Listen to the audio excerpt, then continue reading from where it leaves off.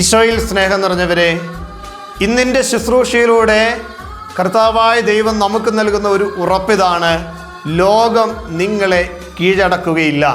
കാരണം ദൈവത്തിൻ്റെ ചൈതന്യം നമ്മുടെ ഓരോരുത്തരുടെയും ഉള്ളിൻ്റെ ഉള്ളിലുണ്ട്. എൻ്റെ ഉള്ളിലുള്ളവൻ പുറമേയുള്ളവനേക്കാൾ ശക്തനാണെന്ന തിരിച്ചറിവിൽ നമ്മൾ ജീവിക്കുമ്പോൾ ലോകത്തിന് നമ്മെ കീഴടക്കാൻ സാധിക്കുകയില്ല എന്ന് ഈശോ ഓർമ്മപ്പെടുത്തുകയാണ്. ഇന്നിൻ്റെ അഭിഷേക വചനമിതാ യോഹന്നാൻ ശ്ലീഹ എഴുതിയ 1-ാം ലേഖനം 4-ാം അധ്യായം 4-ാം തിരുവചനം. പഠിക്കാൻ എളുപ്പമുള്ള വചനം 1 യോഹന്നാൻ 4:4. കുഞ്ഞുമക്കളെ, നിങ്ങൾ ദൈവത്തിൽ നിന്നുള്ളവരാണ്. നിങ്ങൾ വ്യാജ പ്രവാചകന്മാരെ കീഴ്പ്പെടുത്തിയിരിക്കുന്നു. എന്തെന്നാൽ നിങ്ങളുടെ ഉള്ളിലുള്ളവൻ ലോകത്തിലുള്ളവനേക്കാൾ വലിയവനാണ്.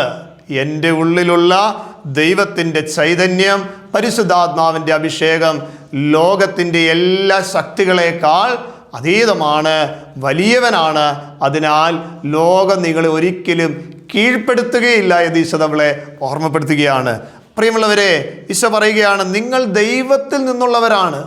നമ്മൾ ആരാണ് എന്നുള്ള തിരിച്ചറിവ് നമ്മളിൽ ഉണ്ടാകണം. അത് വലിയൊരു പാഠമാണ്.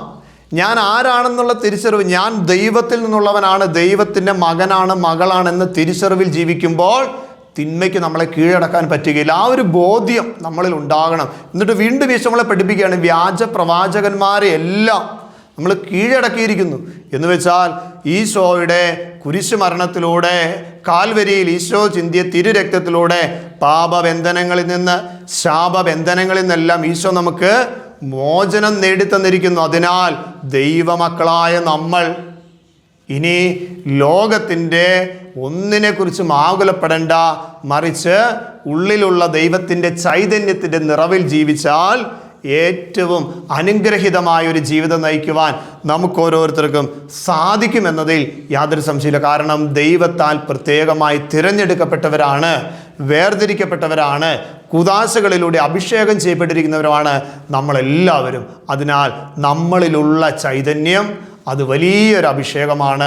അതിനെ നഷ്ടപ്പെടുത്താതെ ആ കൃപയുടെ നിറവിൽ ജീവിക്കുവാൻ, ലോകത്തിൻ്റെ മോഹങ്ങളെ അതിജീവിച്ച് മുന്നേറുവാൻ പരിശുദ്ധാത്മാവ് നമ്മളെല്ലാവരെയും ശക്തിപ്പെടുത്തും. നമുക്ക് പ്രാർത്ഥിക്കാം. കർത്താവേ, എൻ്റെ ഉള്ളിലുള്ള അങ്ങയുടെ ചൈതന്യത്തെ തിരിച്ചറിഞ്ഞ് ഞാൻ അങ്ങയുടെ പ്രിയ മകനാണ്, പ്രിയ മകളാണെന്ന ബോധ്യത്തിൽ തിന്മയെ എൻ്റെ ജീവിതത്തിൽ ഒരിക്കലും ഭരണം നടത്തുവാൻ അങ്ങ് അനുവദിക്കുകയില്ല എന്നുള്ള വലിയ തിരിച്ചറിവോടെ പ്രത്യാശയിൽ മുന്നേറുവാൻ പരിശുദ്ധാത്മാവെ ഞങ്ങളെ സഹായിക്കണമേ. ഇന്നത്തെ ഞങ്ങളുടെ ജീവിതയാത്രയിലും തുടർന്നുള്ള ജീവിതത്തിലും ഈ ഒരു അഭിഷേക ചൈതന്യം എന്നും ഉണ്ടാകട്ടെ.